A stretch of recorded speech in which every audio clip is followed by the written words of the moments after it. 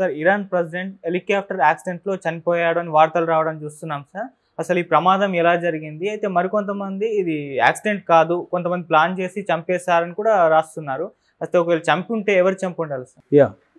ఇరాన్లో ఒక పెద్ద ప్రమాదం చోటు చేసుకుంది. మన ఇక్కడ 2009 సెప్టెంబర్లో రాజశేఖర్ రెడ్డి ఎలా చనిపోయాడు, ఒక సిమిలర్గా అదేవిధంగా ఇరాన్ ప్రెసిడెంట్ చనిపోయాడు. ఇది ప్రపంచాన్ని ఇప్పుడు కుదిపేస్తున్న వార్త. సో ఆయన ఎలా చనిపోయాడు అనేది ముందు చూస్తే, అజర్బైజాన్ అని పక్క దేశం ఉంటుంది ఇరాన్కి. సో అజర్బైజాన్ అండ్ ఇరాన్ కలిసి ఒక డ్యాము బార్డర్లో ఒక డ్యామ్ కట్టాయి. ఆ డ్యాము ఇనాగరేషన్కి ఈయన వెళ్ళారు. సో ఈయన వెళ్ళి అజర్బైజాన్ ప్రెసిడెంట్ ఇలయోవ్ అంటారు, ఇల్హాం అలియోవ్, ఆయన కలిసి జాయింట్గా దాన్ని ప్రారంభోత్సవం చేశారు. ఆ సందర్భంగా ఆయన మాట్లాడారు కూడా. ఎవరు, ఇబ్రహీం రైజీ ఆయన పేరు, ఇరానియన్ ప్రెసిడెంట్ పేరు ఇబ్రహీం రైజీ. సో ఇబ్రహీం రైజీ, అలియోవ్ ఇద్దరు కూడా జాయింట్గా ప్రెస్ మీట్లో పాల్గొని మాట్లాడారు. ఇది ఎప్పటి నుంచో పెండింగ్లో ఉంది. ఇప్పుడు ముఖ్యంగా రవాణాకి చాలా బాగా పనికి వస్తుంది రెండు దేశాల మధ్య అనేది చెప్పారు. దాని తర్వాత ఆయన బయలుదేరారు. ఆయన ఒక హెలికాప్టర్లో, ఆయన తర్వాత foreign minister, Iranian foreign minister Amir Abdollahian ఆయన పేరు, ఆయన తర్వాత అజర్బైజాన్కి సంబంధించిన ఒక ప్రావిన్షియల్ అధికారి, దాంతోపాటు ఇరానియన్ అధికారులు, వాళ్ళందరూ కలిసి ఒక హెలికాప్టర్ బయలుదేరారు. వీళ్ళకి రక్షణగా ఒక 2 హెలికాప్టర్లు కూడా బయలుదేరాయి. అయితే తిరుగుముఖం బట్టి వస్తున్నప్పుడు జోల్ఫా అనే ఒక ఏరియా ఉంది, అది దట్టమైన ఫారెస్ట్ ఏరియా అనమాట. వీళ్ళు తబ్రీజ్కి చేరుకోవాలి. అయితే మధ్యలోనే దట్టమైన పొగమంచు, పెద్ద ఎత్తున వర్షం ఆ ఏరియాలో పడుతుంది. సో దాంతో ఇది మిస్ అయింది. మిగతా 2 హెలికాప్టర్లు మాత్రం, రక్షణ హెలికాప్టర్లు మాత్రం సేఫ్గా వచ్చాయి. అది మాత్రం మిస్ అయింది. అది ఏమైందనేది గత 16 గంటల నుంచి సెర్చ్ ఆపరేషన్ స్టార్ట్ చేశారు.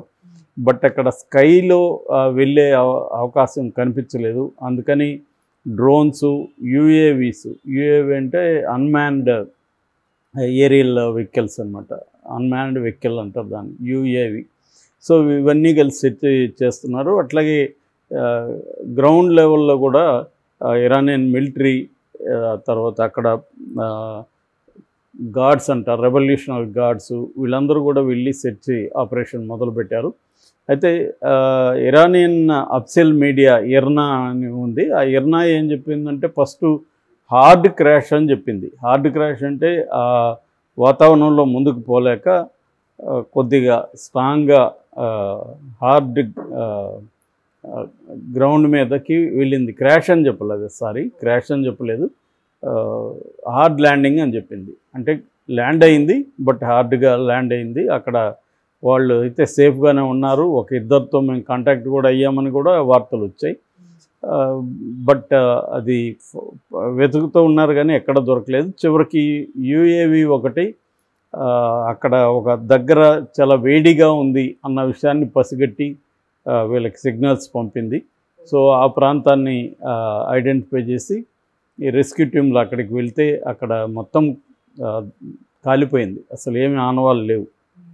సో అందులో ఉన్న అందరూ కూడా చనిపోయారు. సో ఇది ఇప్పుడు డిక్లేర్ చేశారు. ఆల్రెడీ అక్కడ సుప్రీం లీడర్ అయతుల్లా అల్ ఖొమైనీ ఆయన అనౌన్స్ చేశారు. సో 16 గంటల లోపల వాళ్ళు కొత్త ప్రెసిడెంట్ని ఎన్నుకోవాలి. ఇప్పటికైతే మహమ్మద్ మొక్బర్ ఆయన వైస్ ప్రెసిడెంట్ ఉన్నాడు, ఆయన ఇచ్చేస్తాడు. దేశం అంతా కూడా ప్రార్థనలు చేస్తారు ఈ 16 గంటలు. మనకి ఇక్కడ ఎట్లయితే వైఎస్ఆర్ చనిపోయినప్పుడు అప్పట్లో ఉమ్మడి ఆంధ్రప్రదేశ్లో అందరూ కూడా ప్రేయర్స్ చేయడం, గుళ్ళకి వెళ్ళడం ఇలాగ చేశారు. సో మనకైతే దాదాపు 25 గంటలు మనకి ఫైండ్ అవుట్ చేయలేకపోయినాం పౌరాల గుట్టలో. సిమిలర్గానే జరిగింది ఇది కూడా 16 గంటల నుంచి ఆ దేశంలో అందరూ కూడా ఆయన క్షేమంగా రావాలని ప్రేయర్ చేస్తున్నారు. సో కానీ క్రాష్ అయిపోయి చనిపోయారు. సో ఇక్కడ ఆయనకి డౌట్లు వస్తున్నాయి. ఎందుకంటే రక్షణ హెలికాప్టర్లు 2 ఉన్నప్పుడు ఆ 2 సేఫ్గా రావడం ఏంటి, దీనికి మాత్రం ఎందుకు జరిగింది అనేది. మనకైతే ఒకటే హెలికాప్టర్ వెళ్ళింది, రక్షణకి ఏమి లేదు. ఏది వైఎస్ఆర్ వెళ్ళినప్పుడు. సో అందువల్ల మనకి అక్కడ నుంచి ఏం వివరాలు కూడా తెలియదు. సో కానీ ఇక్కడైతే క్లియర్గా 2 హెలికాప్టర్లు ఏమో సేఫ్గా ఉన్నాయి. ఇది ఎందుకు పోయిందనేది ఇది ఆల్రెడీ రష్యాలో మీడియా కావచ్చు, రష్యన్ అధికారులు కావచ్చు, ఇది క్లియర్గా హత్య, దీన్ని యుఎస్ గవర్నమెంటే చేసింది. ఎందుకంటే గత కొంతకాలంగా ఇరాన్కి యుఎస్కి మధ్య కూడా ఒక ప్రచ్ఛన్న యుద్ధం జరుగుతుంది. ఎందుకంటే ఇరాన్ డైరెక్ట్గానే ఇజ్రాయెల్ని అటాక్ చేసింది. సో దానికి రిటాలియేషన్గా ఇజ్రాయెల్ కూడా అటాక్ చేసింది. అంటే ఇరాన్ చేయడానికి కూడా ముందుగా ఇజ్రాయెలే తన మిలిటరీ లీడర్ని చంపింది సిరియాలో. సో సిరియాలో ఉండే ఇరానియన్ కౌన్సులేట్ మీద దాడి చేసింది ఇజ్రాయెల్. అందులో ఇరానియన్ ఒక మిలిటరీ లీడర్ చనిపోయారు. ఆయనతో పాటు ఒక 6 మంది చనిపోయారు. దానికి రిటాలియేషన్గా ఇరాన్ ఒక సేఫ్గా, అంటే జనావాసాల మీద కాకుండా ఓన్లీ స్ట్రాటజిక్ ప్లేసెస్ మీద మాత్రమే ఇజ్రాయెల్ మీద దాడి చేసింది. దానికి ప్రతీకారంగా వాళ్ళు కూడా అలాంటి మెథడ్లోనే చేశారు. అయితే దీని విషయంలో ఇరాన్ని చాలా సీరియస్గా అమెరికా అబ్జెక్ట్ చేసింది. దాంతో అమెరికాకు ఇరాన్కి మధ్య కూడా ఒక మాటల యుద్ధం నడిచింది. చాలా విషయాల్లో ఇరాన్ మీద ఆంక్షలు కూడా విధించింది. మనం ఆ మధ్య కూడా చెప్పుకున్నాం. మన మోడీ ఇరాన్ ఆక్యుపేషన్లో ఉన్న ఒక షిప్, ఇజ్రాయెల్ షిప్లో ఇండియన్స్ ఉంటే వాళ్ళని విడిపించుకోవడానికి ఒక ఒప్పందం చేసుకున్నారు ఇరాన్తో. దాని మీద కూడా అమెరికా ఆగ్రహం వ్యక్తం చేసి ఒక రకంగా ఇండియాను బెదిరించింది కూడా. మీరు ఇరాన్తో కానీ ఒప్పందాలు చేసుకుంటే ఆ ఆంక్షలు మీకు కూడా వర్తిస్తాయని. సో దాన్ని కూడా తీవ్రంగా వ్యతిరేకించింది ఇండియన్ గవర్నమెంటు. అంటే మనకి ఎవరితోనైనా ఒప్పందాలు చేసుకునే హక్కు ఉంటుంది. ఇది సార్వభౌమ దేశం, సావరణ దేశం. నీకు పడకపోతే మాకు కూడా పడకూడదనే రూల్ ఏముంటుంది? అమెరికాకు పడలేదు దాంతో. సో అమెరికా ఆంక్షలు విధించాం కాబట్టి మీరెవరు ఇంకా చేయొద్దంటే ఎలాగా? సో అందుకని అమెరికా మీద కూడా ఇది చేశారు. సో ఇప్పుడు ఇరాన్ ప్రెసిడెంట్ని చంపే అవకాశం ఎవరికి ఉంది? ఇద్దరికే ఉంటుంది, అమెరికా అండ్ ఇజ్రాయెల్కి. సో ఇద్దరు కూడా ఏదో ఒకటి చేసి ఉండొచ్చు అని నమ్ముతున్నారు. బట్ ఇరాన్ అయితే అఫిషియల్గా ఎక్కడ డిక్లేర్ చేయలేదు. అది ప్రమాదమే అని ఇప్పటివరకు చెప్తుంది. మేబీ దాని మీద ఎంక్వైరీ చేసి ఆ ఎంక్వైరీలో ఏమన్నా వాళ్ళకి డౌట్ఫుల్గా ఉంటే, ఏమన్నా చేసి హెలికాప్టర్ని కూల్చారా అన్న డౌట్ ఉంటే మాత్రం అప్పుడు ఇది చాలా పెద్ద ఇష్యూ అవుతుంది వరల్డ్ వైడ్గా. ఎందుకంటే ఒక దేశ ప్రెసిడెంట్ని చంపారంటే ఆ దేశం ఊరుకోదు కదా, ఖచ్చితంగా ఇజ్రాయెల్ మీద అటాక్ చేసే అవకాశం ఉంది. ఆల్రెడీ మాకు అనుభవం ఉందని కూడా వాళ్ళు చెప్తున్నారు. సో రెండోది ఏంటంటే ఇప్పుడు జియో పొలిటికల్ వార్ సిచ్యువేషనే చాలా వొలాటైల్గా ఉంది. అంటే చాలా సందిగ్ధంలో ఉంది. థర్డ్ వరల్డ్ వార్ వస్తుందా, కనీసం కొన్ని ముఖ్యంగా మిడిల్ ఈస్ట్లో దేశాలు రెండుగా విడిపోయి కొట్టుకుంటారా అన్న ఇది అయితే కనిపిస్తుంది వాతావరణం.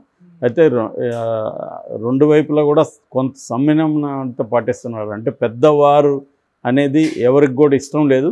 అట్లని తమ దేశం మీద తమ పౌరుల మీద దాడులు చేస్తుంటే ఏ దేశం కూడా ఊరికే ఉండే పరిస్థితి కూడా లేదు.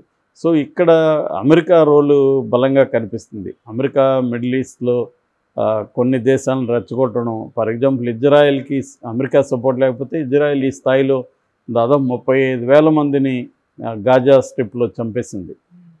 అందులో సగం మందికి పైన పిల్లలు ఉన్నారు, మిగతా ఎక్కువ మంది మహిళలు ఉన్నారు. అయినా కూడా వినట్లేదు. అమెరికా కూడా వారించినా కూడా వినట్లేదు. నిజంగా అమెరికా వారిస్తుందా, వారిస్తున్నట్టు నటిస్తుందా అన్న డౌట్లు కూడా ఉన్నాయి. లేకపోతే అమెరికా స్ట్రాంగ్ అనుకుంటే అది ఆపగలదు. ఎందుకంటే వెపన్స్ అంతా సప్లై చేసేది అమెరికాని ఇజ్రాయెల్కి. తర్వాత అన్ని రకాలుగా ఇజ్రాయెల్కి సపోర్ట్గా ఉండేది అమెరికాని. అమెరికా స్ట్రాంగ్గా చెప్తే ఇజ్రాయెల్ వినకపోవడం అంటే ఏమి లేదు. కానీ అమెరికా చెప్తున్నట్టు నేను బెదిరిస్తున్నట్టు ఉంటాను, నువ్వు పట్టించుకోవద్దు అన్నట్టుగా నడుస్తుంది.